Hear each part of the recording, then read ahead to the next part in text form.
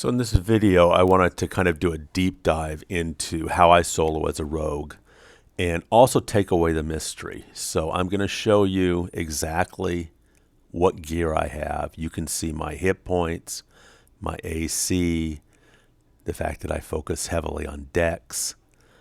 All of my gear at this point is either going to be COV Tier 3 group gear or TOL Tier 3 group gear, including I've got the blood-soaked foil, and I have the TOL Tier 3 group weapon. So that's where I am at in terms of gear. It's very good gear.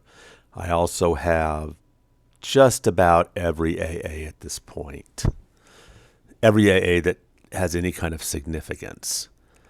Now, when I solo, let's focus or look at a couple of specific discs or AAs you should be using. One is Ambuscade. That gives you 5 seconds of a stunned mob. You definitely want to use Ambuscade for your opener. Then we've got Intimidation. I've maxed that. And the Rogue AA Intimidation gives you in Shadow Intimidation 11. This is just absolutely critical because that will stun the mob for 10 seconds. And I'm focusing on mobs that I can deal. You notice I come to the same place. This is where I go AFK in between pulls. I know the pulls. I am using a Merc Healer here. I really like the Merc Healer better. I'm trying something different that I don't think I'll do again. I'm using my defensive disc rather than my offensive discs. I wanted to see if that would make it easier to solo because I am relying on assassination.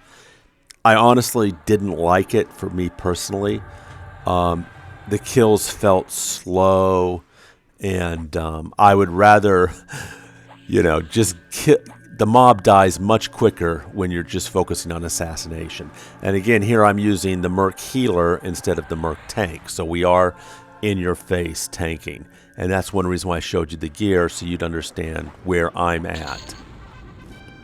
Again, I've got every AA done that has any particular value. And if you look down at the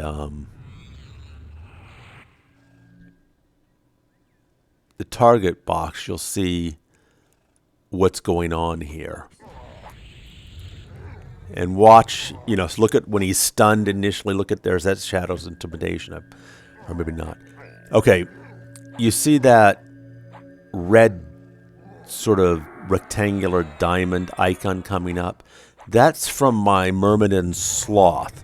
So I've used the Pants, Poison, and then the Sloth. And I'm going to talk about Sloth in more detail when we get done with this initial demonstration here. So here I'm using the defensive disc. Again, I don't like it. My DPS is still decent, but it's not really just outrageously high because I'm not using my discs, and that will double my DPS at a minimum, and the mobs will die that much quicker. But this was an experiment to see if it would make it, a little more tanky, a little more easy for the soloing.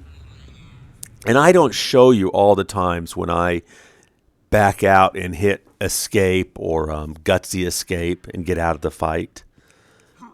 I'm perfectly willing to sacrifice my Merc. My Merc dies at times, and then I'll just go over, hit Shroud of Stealth, and I'll get a drink. I'll go, fiddle around doing it. This is something you do when you're looking for a group or you don't have a group.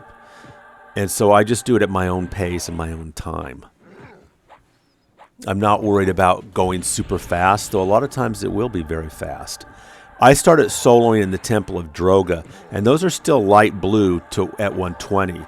So for somebody who wants to solo as a rogue, I would suggest trying Droga.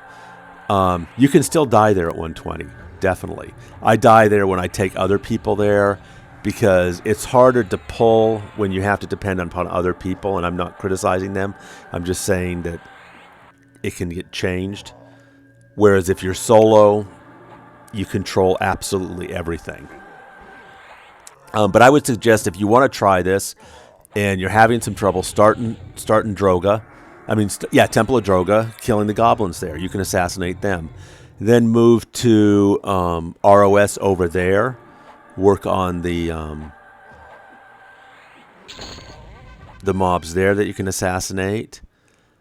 And then start, moving up before you start here if this is giving you difficulty. So I've got, the slow proc, and that slow proc with the poison, that's on for seems like about 50% of the time. It'll be procking, fades, procking. You can see it, as you want to watch. I haven't changed anything here. But that Shadow's Intimidation is great. I've got Shadow's Intimidation 11 because I've maxed the Rogue AA for Intimidation. And whenever it goes off, you see he's stunned. And that helps a lot in terms of not having to, worry about your health go down too fast. And here I'm clicking it up to show you. So you definitely want Intimidation in your spam box. I also have, there's just a lot of other things in that